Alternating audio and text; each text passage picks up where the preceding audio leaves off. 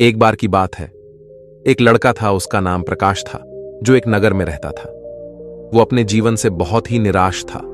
उसकी निराशा का कारण यह भी था कि वो अब तक अपने जीवन में कुछ भी नहीं कर रहा था। उसके माता पिता उसे ताने मारते थे कि तुम्हारे सभी मित्र कुछ न कुछ कर रहे हैं, लेकिन तुम अभी भी घर पर बैठे हो। दोस्तों के बीच भी अक्सर उसका मजाक उड़ाया जाता था। वो कहीं जाता तो लोग उससे पूछते कि तुम क्या कर रहे हो। उसे यह बताने में भी शर्म आ रही थी। वो कुछ नहीं कर रहा था। धीरे धीरे उसने रिश्तेदारों से मिलना जुलना कम कर दिया और लोगों से मिलना भी बंद कर दिया। वो ज्यादातर समय घर पर ही रहता है। वो अकेला रोता है और भगवान को कोसता है और अपनी किस्मत को दोष देता रहता है। अब उसे अपना जीवन बोझ लगने लगा था। कभी कभी वो सोचता था कि कब वो कुछ करने के लायक बनेगा, और फिर वो सोचता कि जिंदा रहने से अच्छा मर जाना है। एक दिन वो अपने नगर की एक गली से गुजर रहा था। तभी उसने देखा कि एक उपदेशक दुख और परेशानियों पर उपदेश दे रहा है। वो भी उसी भीड़ में सबसे पीछे बैठ गया और गुरु के प्रवचन को सुनने लगा। गुरु कह रहे थे कि दुख एक शिक्षक की तरह है जो हमें जीवन की सच्चाई दिखाता है और हमें जीने का सही तरीका सिखाता है। आप चाहें तो जिंदगी को सही तरीके से जीना सीख सकते हैं। गुरुजी उपदेश दे रहे थे कि तुम चाहो तो कुछ भी हासिल कर सकते हो, और अगर चाहो तो एक कोने में बैठकर रो सकते हो। इन सभी बातों को प्रकाश ध्यान से सुन रहा था, लेकिन शिक्षक की यह बातें उसे पसंद नहीं आई। उसने खड़े होकर कहा कि कुछ भी सिखाने से दुख दूर नहीं होता। इसमें केवल दर्द होता है। दुख की पीड़ा अनंत है। ऐसा लगता है कि इसके बाद कुछ होने वाला नहीं है। इससे कुछ भी फर्क नहीं पड़ता है। इसके सामने तो मौत भी छोटी लगती है। गुरु ने कहा, फिर तुम्हारा दुख क्या है? प्रकाश ने उसके सामने अपनी सारी बातें सुनाई और पूछा, मेरे दुख का कोई उपाय है आपके पास? यह सुनकर गुरु मुस्कुराए और बोले, तुम उस दिन मेरे पास आना जब तुम्हारे जीवन में वास्तविक दर्द हो। मैं तुम्हारी समस्या का समाधान अवश्य करूंगा। यह कहकर गुरु वहां से चले गए। प्रकाश ने सोचा कि कहीं मेरा दुख नकली तो नहीं है? क्या मैं जिस दर्द से गुजर रहा हूं वो नकली है? मेरा दुख कोई नहीं समझ सकता। जब मेरे मां बाप नहीं समझते तो गुरु क्या समझेंगे? उसने दुखों से परेशान होकर एक फैसला लिया कि अब वो कुछ तो करेगा। प्रकाश ने एक छोटा सा बिजनेस शुरू किया, पर उसे सफलता नहीं मिल रही थी। लेकिन वो अपने बिजनेस में लगा रहा और धीरे धीरे उन्हें सफलता मिलनी शुरू हो गई। फिर उसने गति पकड़ी और केवल 3 साल के अंदर ही वो एक बड़ा बिजनेसमैन बन गया। अब प्रकाश के आसपास ऐसे कई लोग थे जो उसकी परवाह करते थे, जो उससे प्यार करते थे। अब उसके परिवार के सदस्य भी उसकी तारीफ करते करते नहीं थक रहे थे। दिन ब दिन उसके मित्रों की संख्या बढ़ती जा रही थी। अब वो अपनी जिंदगी से बहुत खुश था। उनके कुछ दोस्तों ने उन्हें सलाह दी कि जब आप एक बड़ा बिजनेसमैन बनकर बहुत खुश हैं, तो सोचिए आपको कितनी खुशी होगी अगर आप इस शहर और इस राज्य के सबसे बड़े बिजनेसमैन बन जाते हैं। कितने लोग आपसे जुड़ना चाहेंगे, आपकी कितनी बड़ी तारीफें होंगी, और खुद राजा भी आपसे दोस्ती करना चाहेंगे और जरूरत पड़ने पर आपसे पैसे भी उधार लेंगे। दोस्तों की ये बात प्रकाश के मन में बैठ गई। अब वो और पैसे कमाने की कोशिश करने लगा, लेकिन उसे ये सब बहुत ही जल्दी चाहिए था। वो समय बर्बाद नहीं करना चाहता था। वो अपना खाली समय भी इन सारी चीजों को प्राप्त करने में लगाने लगा। इसलिए वो ऐसे काम करने लगा जो सही नहीं थे। उसने बड़े बड़े उधार लेने शुरू कर दिए। वो ज्यादा पैसे कमाने की लालच में अपने माल में मिलावट करने लगा। उसने अन्य व्यापारियों के खिलाफ भी साजिश रची और उन्हें डराया धमकाया। जैसा उसके दोस्त कहते थे वो वैसा ही करता था। वो इन तरीकों से ज्यादा पैसा कमा रहा था, पर अब उसके जीवन में पहले जैसा चैन नहीं था। उसके मन की शांति धीरे धीरे गायब होने लगी थी और वो रात को ठीक से सो नहीं पाता था। वो हमेशा हंगामे में रहता था। वो सब कुछ पाकर भी उसे किसी चीज में सुख नहीं मिल रहा था। एक दिन प्रकाश अपनी गाड़ी में कहीं जा रहा था। तभी रास्ते में उन्हें वो गुरु का आश्रम दिखाई दिया। वो रुका और गुरु के पास जाकर बोला, संत, आपने मुझे अपने पास आने के लिए कहा था जब मेरे जीवन में सच्चा दुख आता है। अब मैं बहुत दुखी हूं कि मेरी नींद हराम हो गई है। मुझे कहीं भी शांति नहीं मिल रही है। इस प्रकार प्रकाश ने अपनी सारी समस्याएं गुरु को बता दी। तो गुरु ने कहा, जब तुम पहली बार मुझसे मिलने आए थे तब भी तुम किसी दुख में थे। तुमने उस दर्द से क्या सीखा? प्रकाश ने कहा कि सिर्फ सोचने और चिंता करने से कुछ नहीं होता, हमें उस पर अमल करना पड़ता है, और सिर्फ काम करने से कुछ नहीं होता, परिणाम भी मिलना चाहिए। जब आपको लगता है कि आपका लक्ष्य हासिल नहीं होने वाला, तब बीच में चाहे कितनी भी मुश्किलें आ जाएं, मन कितना भी निराश क्यों न हो, कितना भी लगता हो कि अब कुछ नहीं होने वाला है, तब भी विश्वास करें, मैं जो भी कर रहा हूं उसमें अवश्य सफल होऊंगा। लोग केवल सफल लोगों का सम्मान करते हैं। कोई कितना भी अच्छा क्यों ना हो, वो हमेशा लोगों की नजरों में बोझ बना रहता है। ये सब सुनकर गुरु मुस्कुराए और बोले, जो तुम बता रहे हो वो तुम्हारा वास्तविक दुख नहीं है। जब अपने जीवन में वास्तविक दुख आए तब मेरे पास आना, मैं उसे ठीक कर दूंगा। प्रकाश ने जाते समय गुरु को सोने के सिक्कों से भरा घड़ा भेंट किया। घड़े को देखकर गुरु ने कहा कि यह मेरे किसी काम का नहीं है, उस पेड़ के नीचे खोद कर गाड़ दो। प्रकाश ने घड़े को पेड़ के नीचे दबा दिया, जैसा कि गुरु ने बताया, और वहां से चला गया। अब कुछ दिनों से कारोबार ठीक चल रहा था, लेकिन व्यापार के गलत तरीके के कारण धीरे धीरे उसे व्यापार में घाटा होने लगा। उसकी सारी दौलत धीरे धीरे खत्म होने लगी, और एक दिन ऐसा भी आया जब उसके पास कुछ भी नहीं बचा और उस पर कर्ज का बोझ चढ़ गया। परंतु वो निश्चिंत था, क्योंकि उसने अपना सारा कर्ज अपने दोस्तों से लिया था। उसने सोचा कि उसके दोस्त बुरे वक्त में उनके साथ खड़े रहेंगे, लेकिन वैसा कुछ नहीं हुआ। जैसे ही बुरा वक्त आया, उसके दोस्त पहले उससे कर्ज मांगने लगे। अगर उसने कर्ज नहीं लौटाया तो उन्होंने उसे जान से मारने की धमकी भी दी। उनके सभी शुभचिंतक और प्रियजन उससे दूर हो गए। उसके दोस्त जो उसके साथ मस्ती किया करते थे, अब उससे दूर भाग रहे थे। उसका परिवार उसकी गलतियां और कमियों को गिनने लगा। उसकी सारी संपत्ति नीलाम कर दी गई और उसके पास कुछ भी नहीं बचा। जब उसने अपने पिता से मदद मांगी तो पिता ने कहा कि मेरे पास थोड़ी सी संपत्ति है, वो भी मैं तुम्हें दे दूं, तो मैं तुम्हारी मां को क्या कहूंगा? यह संपत्ति हमारा अंतिम उपाय है। प्रकाश के मन में गहरा दुख छा गया। उसके आसपास कोई नहीं था जो उनके दुख को समझ सके, जो उसे संभाल सके।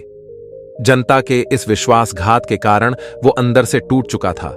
वो सोचने लगा कि अब जीने का क्या मतलब है, अब मौत ही मेरा सहारा है। वो आत्महत्या करने के लिए पहाड़ी पर जा रहा था। तब उसे याद आया कि उस गुरु ने उससे कहा था, मेरे पास आओ जब तुम्हारे जीवन में वास्तविक दुख हो। प्रकाश गुरु के पास गया और अपनी सारी व्यथा सुनाई और आंखों में आंसू लिए। उसने कहा, हे गुरु जी, मेरे दुख का निवारण कीजिए। तो गुरु ने कहा, जब जीवन में असली दुख हो तब मेरे पास आ जाना, मैं उसे जरूर ठीक करूंगा। प्रकाश ने कहा कि यह क्या हो रहा है, मेरी जिंदगी में अभी दुख नहीं है, तो आखिर असली दुख क्या है? गुरुजी ने प्रकाश से कहा कि पहले तुम मुझे बताओ कि अपने दुख से तुमने क्या सीखा। प्रकाश ने कहा कि मैंने ये सीखा कि जो लोग हमारे जीवन में आते हैं वो हमारी सफलता और प्रगति के कारण आते हैं, और वो हमें धोखा जरूर देंगे, क्योंकि बुरे समय में वो हमारे साथ नहीं खड़े होंगे। वो अच्छे समय में हमारा फायदा उठाएंगे और बुरे समय में हमें छोड़ देंगे। उन लोगों पर ही भरोसा करें जो हमारे बुरे समय में हमारे साथ खड़े रहते हैं। लेकिन ऐसे लोग बहुत कम होते हैं, लेकिन जिनके पास है उन्हें उसकी कदर करनी चाहिए, उनका अपमान नहीं करना चाहिए। कभी भी किसी के खिलाफ साजिश नहीं रखनी चाहिए। अपना काम पूरी ईमानदारी और धैर्य से करें और कभी लालची मत बनो। अपने सारे दुख दर्द और अनुभव बयां करने के बाद प्रकाश गुरुजी के सामने आंखों में आंसू लिए बैठ गया। कुछ देर बाद गुरु उठे और उस पेड़ के नीचे खोदा और घड़ा निकाल लिया जो सोने के सिक्कों से भरा हुआ था। उसने प्रकाश को देकर कहा, मेरे पास आना जब तुम्हारे जीवन में वास्तविक दुख हो। प्रकाश ने अपने गुरु को धन्यवाद दिया और उसे प्रणाम करके चला गया। उस पैसों से उसने एक छोटा सा व्यवसाय शुरू किया। अब वो छोटा व्यापारी बनकर भी खुश था। उसने पूरी लगन और ईमानदारी से कारोबार किया। जल्द ही वो अपने शहर का एक बड़ा व्यापारी बन गया। उसका जीवन सुख सुविधाओं से भरा हुआ था।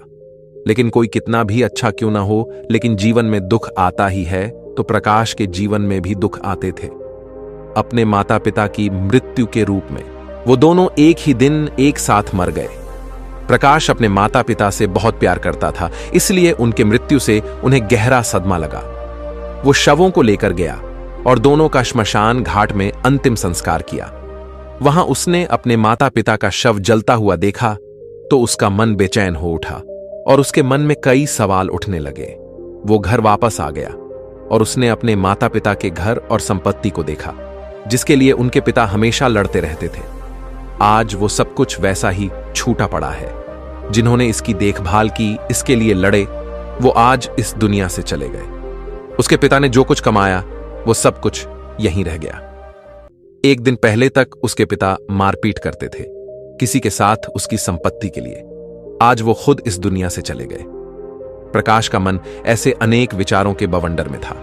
वो अंदर से अकेला और डरा हुआ महसूस कर रहा था। वो खाली महसूस कर रहा था। उसे लगा कि कुछ है जो वो समझ नहीं पा रहा। इसलिए वो गुरु के पास चला गया। उसे देखकर गुरुजी ने कहा, क्या जीवन में कोई दुख है? प्रकाश ने कहा, वैसे तो जीवन में कोई दुख नहीं है, सब कुछ अच्छा चल रहा है, लेकिन आज मेरे माता पिता का देहांत हो गया। मैं इस घटना से बेहद दुखी और परेशान हूं। गुरुजी ने कहा, इसमें दुखी होने की क्या बात है? एक दिन सबके अपनों को मरना है। कोई न कभी जिया है और न कभी जिएगा। एक दिन तुझे भी मरना है। शायद तुम कल ही मर जाओगे या तुम आज भी मर सकते हो। प्रकाश ने कहा, क्या कह रहे हो गुरुजी? मैं भी मर जाऊंगा, लेकिन मैं तो अभी जवान हूं। गुरु ने कहा कि सब जी रहे हैं इस भ्रम में कि मृत्यु केवल दूसरों को आती है, बड़ों के पास ही आती है। लेकिन जवान और बूढ़े मर जाते हैं, बच्चे मर जाते हैं। मौत का उम्र से कोई लेना देना नहीं है। ये सभी को प्रभावित करता है। गुरुजी की ये बातें प्रकाश के मन में घर कर गईं और वो चुपचाप चला गया। लेकिन उसका मन अभी भी बेचैन था। वो खाली महसूस कर रहा था। वो सारा दिन अपने बारे में ही सोचता रहा कि वो कौन है, वो इस दुनिया में क्यों आया है, क्या जीवन का लक्ष्य केवल चीजों को खाना और मरना है? ऐसे कई सवाल उसके दिमाग में लगातार उठ रहे थे, लेकिन उन्हें अपने किसी भी सवाल का जवाब नहीं मिल रहा था और उसका दुख दिन ब दिन बढ़ता ही जा रहा था। इसलिए कुछ दिन बाद वो फिर से गुरुजी के पास पहुंचा और बोला, हे स्वामी, मैं बहुत दुखी हूं क्योंकि मैं ये नहीं जान पा रहा हूं कि मैं कौन हूं और मैं इस दुनिया में क्यों आया हूं। यह सुनकर गुरुजी मुस्कुराए और बोले, आज तुम्हारे जीवन में पहली बार सच्चा दुख उत्पन्न हो गया है। यह वास्तव में दुख कहलाने के लायक है। हम नहीं जानते कि हम कौन हैं, हम क्यों आए हैं, क्या करें, कैसे करना है। प्रकाश ने अपने गुरु से कहा कि मेरी दुर्दशा दूर करो। गुरु ने कहा कि हम सभी इंसान हैं, जीवन भर संग्रह करते रहते हैं। प्रकाश ने कहा कि सभी इंसान जीवन भर धन, सम्मान, परिवार, प्रतिष्ठा, मित्र, शत्रु आदि जमा करता है। गुरु ने पूछा, क्या हम एकत्रित की गई चीजों में से कुछ भी अपने साथ ले जा सकते हैं? प्रकाश ने कहा, कोई भी इंसान अपने साथ कुछ भी नहीं ले जा सकता, वो सिर्फ अकेला ही जाता है। मेरे माता पिता भी अपने साथ कुछ भी नहीं लेकर गए, सब कुछ धन संपत्ति वैभव सब कुछ यहां पर छोड़कर गए। गुरु ने कहा, अब मेरी बात ध्यान से सुनो। इस संसार में हमें जो संग्रह करना चाहिए वो हम नहीं करते। चीजें हमारे सामने होती हैं, लेकिन हम उन्हें देखने की कोशिश नहीं करते। हमें इस दुनिया में जो कुछ भी इकट्ठा करना है वो हम खुद हैं। हमें खुद को जुटाना होगा ताकि जब हम मरें तो हम एकजुट हो सकें और खुद को पहचानने में सक्षम होने के लिए हम अंदर बंटे हुए हों। हम प्यार, नफरत, गुस्सा, ईर्ष्या में बटे हुए हैं। क्रूरता, धन, स्थिति, प्रतिष्ठा, सम्मान, पहचान, धर्म, जाति, सैकड़ों हजारों ऐसी चीजों और इच्छाओं में हम विभाजित हैं और टुकड़ों में जीवन जी रहे हैं। इस विभाजन के कारण हमारी चेतना कभी एक नहीं हो सकती। हमारी चेतना शक्ति बिखरी हुई है। इसलिए हमारे पास इतना समय नहीं है, इतनी ऊर्जा नहीं कि हम मुड़ सकते हैं और अपने अंदर देख सकते हैं। वास्तव में धन, सम्मान और सुविधाओं का अभाव, लोग इसे दुख समझते हैं और जीवन भर के लिए वो दुख कहकर रोते रहते हैं और समाधान खोजने का प्रयास करते रहते हैं। उन्हें अपना समाधान कभी नहीं मिलेगा, क्योंकि जिसे लोग दुख कहते हैं वो वास्तविक दुख नहीं है। ये सिर्फ एक आदमी की इच्छा है और उसकी इच्छा कभी पूरी नहीं होती। इसीलिए व्यक्ति को कभी उनके प्रश्नों का समाधान नहीं मिलता। इसलिए इन सब से ऊपर, यदि आप अपने दुखों का अंतिम समाधान चाहते हैं तो सबसे पहले खुद को समेटो। इस दुनिया से अपनी ऊर्जा वापस ले लो और इकट्ठा करो। अपने आप पर ध्यान केंद्रित करो, स्वयं पर ध्यान दो। अपने मृत्यु से पहले अपने आप को जानने की कोशिश करो। बिखरो मत। प्रकाश ने कहा, तो गुरुजी, क्या हम इस संसार को छोड़ दें? हमारी सभी इच्छाओं को मार देना चाहिए। किसी से प्रेम नहीं करना चाहिए, धन संग्रह नहीं करना चाहिए, सम्मान की आशा छोड़ देनी चाहिए। गुरु ने कहा कि भावनाओं और इच्छाओं ऐसे बिखरे हुए मनुष्य में से निकल आओ। जैसे कोई पत्थर पहाड़ से गिरे तो उस पर पर्वत का कोई वश नहीं है सिवाय देखने के। वैसे ही परेशान होना और कुछ खोने से डरने वाले इंसान की इच्छाएं बेकाबू और दर्दनाक हैं। उसका अनियंत्रित मन इच्छा करता रहता है और कल्पना करता रहता है, और यही बात दुख देती है। लेकिन जब एक व्यक्ति अपने मन को एकत्र करता है तो वो जो कुछ भी करता है वो उसके नियंत्रण में होता है। फिर उसकी इच्छा से सारी इच्छाएं उत्पन्न होती हैं। प्रकाश ने कहा कि आपने मेरे असली दुख का समाधान कर दिया। आपका बहुत बहुत धन्यवाद। अब से मैं खुद को समेटने, खुद को तराशने की कोशिश करूंगा। गुरुजी ने कहा कि मानव शरीर में बहुत ऊर्जा और शक्ति है, लेकिन ये फालतू के कामों में बटा हुआ है, बेकार की बातों में लगा हुआ है। ये एक बहुत ही शक्तिशाली मशीन की तरह है। एक बच्चे के हाथ में रखा है और वो बिना सोचे समझे अपनी शक्ति बर्बाद कर रहा है और बिना किसी नियंत्रण के कर रहा है। इसीलिए इस शक्ति पर ध्यान दें, अपनी चेतना, और इसे इकट्ठा करें। प्रकाश को अपने प्रश्नों का उत्तर मिल गया। उसने अपने गुरु का शुक्रिया अदा किया और चुपचाप चला गया। तो बस दोस्तों, उम्मीद है आपको यह कहानी पसंद आई होगी। अगर आपको यह कहानी पसंद आई हो तो लाइक करें और चैनल को सब्सक्राइब करें। धन्यवाद।